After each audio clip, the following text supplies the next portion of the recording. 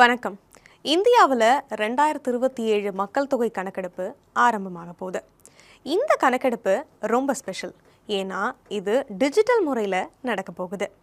முதல் கட்டத்தில் வீடுகளை பட்டியலிடுறது, அதாவது ஒவ்வொரு வீட்டையும் கணக்கெடுக்கிற வேலை நடக்கும். இரண்டாவது கட்டத்தில் மக்கள் தொகை கணக்கெடுப்பு நடக்கும். இப்போ முதல் கட்டத்தை பற்றி பார்க்கலாம்.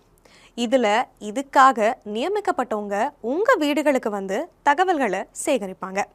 ஆனால் இந்த வேலையை நீங்களே செல்ஃப் என்யூமரேஷன் போர்ட்டல் மூலமாகவும் செய்யலாம்.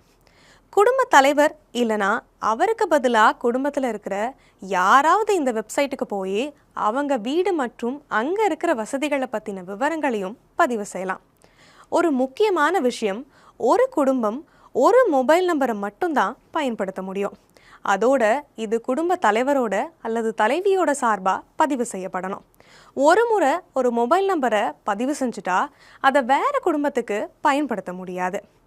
குடும்ப தலைவரோட அல்லது தலைவியோட பெயரை மாற்றவும் முடியாது. மக்கள் தங்களை தாங்களே கணக்கெடுத்துக்கிட்டா இந்த வேலை இன்னும் சுலபமாகவும் வேகமாகவும் முடிஞ்சிடும். இந்த செல்ஃப் என்யூமரேஷன் ஒரு சிறப்பு வசதி. உங்கள் மாநிலம் அல்லது யூனியன் பிரதேசத்தில் கணக்கெடுப்பு ஆரம்பிக்கிறதுக்கு 15 நாளைக்கு முன்னாடியே இது ஓப்பன் ஆகிடும். விருப்பப்படுறவங்க இந்த வசதி மூலமாக தங்களோட விவரங்களை முன்கூட்டியே பதிவு செஞ்சுக்கலாம். போர்ட்டலில் விவரங்களை எப்படி பதிவு செய்கிறதுன்னு பார்க்கலாம். முதல்ல எஸ்சி போர்ட்டலை ஓப்பன் பண்ணுங்கள்.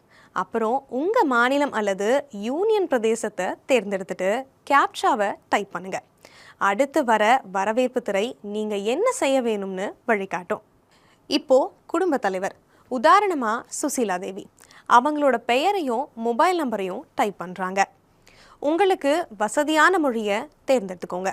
அப்புறம் ஒரு ஓடிபி மூலமாக வெரிஃபிகேஷன் நடக்கும். இந்த முழு செயல்முறையும் ரொம்ப பாதுகாப்பானது, அதே சமயம் ரொம்ப சுலபமானது. உங்கள் மாவட்டத்தையும் பக்கத்தில் இருக்கிற முக்கியமான இடத்தையும் தேர்ந்தெடுக்க வேண்டியது அவசியம். மேப்பில் நீங்கள் தேடின இடத்த காட்டுற மாதிரி ஒரு மார்க்கர் வரும்.